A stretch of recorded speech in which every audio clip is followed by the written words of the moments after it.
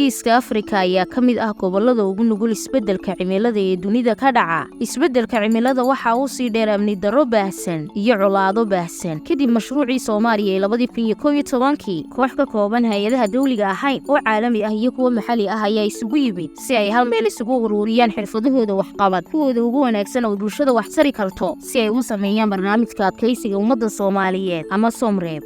wada shaqaynta iyo iskaashiga hay'adahan awgeed waxaa la soo saaray istiraatiijiyado sanado badan soconaya iyo barnaamijyo qorshe loogu talagalay si sare loogu qaado adkeysiga bulshooyinka Soomaaliyeed ay u leeyihiin dhibaatooyinka nololeed ee la soo darso. Istiraatiijiyadahan ayaa taabtay dareenka deeq-bixiyayaasha waxayna sahashay inay taageeradu waxay sahashay in aan sameeyno barnaamijka sare u qaadista adkeysiga bulshooyinka Soomaaliyeed kaasoo sanado badan soconaya dhinacyo badan taabanayo. Midaan ayaa noo sahashay inaan sii xoojino waxqabadkii mashruucii naga sii horeeyay si aan bulshooyinka ugu yeelnaa si xoogan.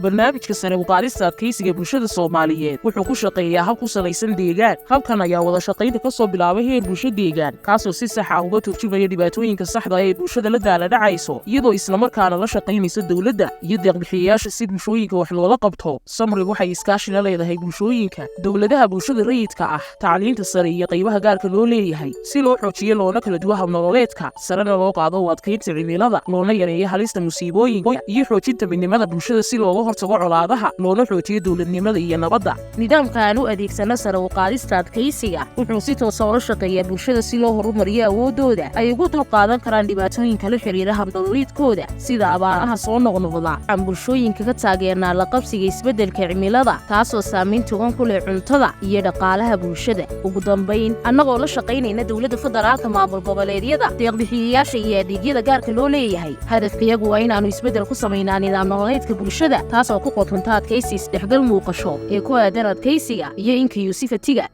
si aan u fududeeyo loona maareeyo shaqada waxaan qaadanay habka maaraynta habboonaanta. waxaan sameynaa kormeer joogto ah si aan waxyaalaha bulshada wax u tarinay mashruucyada ku jiro ugu bedelno kuwa bulshada waxtar u leh kana turjumaya baahiyadooda. nidaamkayaga sanadlaha ah ee lagu cabiro adkeysiga bulshada ayaa naga caawiyay inaan ogaano in wax ka qabadkeena uu bulshada wax taray ama bedelay iyo in kale. kormeeridda joogtada ah ee aan ugu kuurgalno ubaylahanaanta masiibooyinka ayaa haga gargaarka degdega ah een u samayno bulshooyinka aan la shaqeyno. waxaan leenahay dhaqaale aan ugu talagalnay gargaarka degdega ah.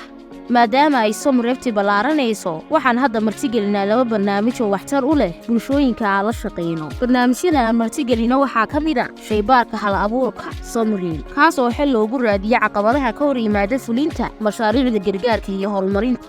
barnaamijka kale ay SOMREB maalgeliso ayaa ah shabakadda waxqabadka fahanka iyo adkeysiga Resilience Nexus Learning and Action Network oo ka shaqeysa horumarinta kobcinta awoodda iyo wadaagista xirfadda sidii sare loogu qaadi lahaa hay'adaha maxalliga ee guud ahaan Soomaaliya, Suudaan iyo Koonfurta Suudaan. madal labaad waa shabakadda adkeynta Nexus Learning Action Network. SOMREB waa mid ka mid ah barnaamijyada ugu muddo dheer ee ka shaqeeya sare u qaadista adkeysiga bulshooyinka Soomaaliyeed ee ku sugan marxalado khilaaf iyo deganaan la'aan. SOMREB waxa ay noqotay astaantii barnaamijka adkeysiga taasoo isku xirtay gargaarka degdega ah ee bini'aadanimo, horumarinta iyo nabad dhisidda.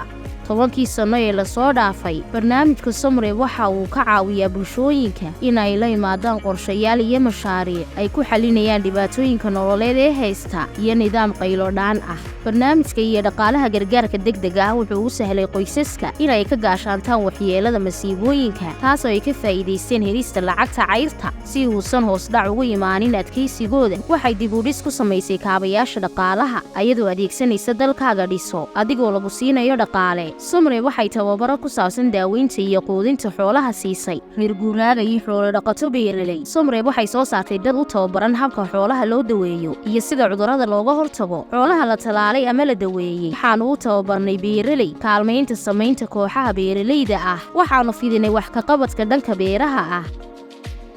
10 sano ee la soo dhaafay SOMREB waxay ururisay in ka badan $134 milyan oo dollar. tani waxay noo saamaxday in aanu si wada jir ah u wanaajino nolosha dadka ka badan 4 milyan oo qof guud ahaan Soomaaliya. iyo saamaynteena dhabta ah. Somreeb waxay ku guulaysatay inay yarayso gaajada iyo nafaqo-darrada bulshooyinkii ay la shaqaynaysay. Waxay sare u qaaday dakhliga bulshooyinkii ay la shaqaynaysay. Waxay aad u yaraysay guuritaanka bulshooyinka ay ka guuri jireen abaar, maadaama adkaysigooda sare loo qaaday. Waxay gaashaan u samaysteen abaaraha. Abaarta hoose oo ay saameeyeen soo galootiga iyo helitaanka ugu wanaagsan ee looga dhigayo qoor hoose si loo yareeyo naxdinta ay la kulmaan sida daadadka.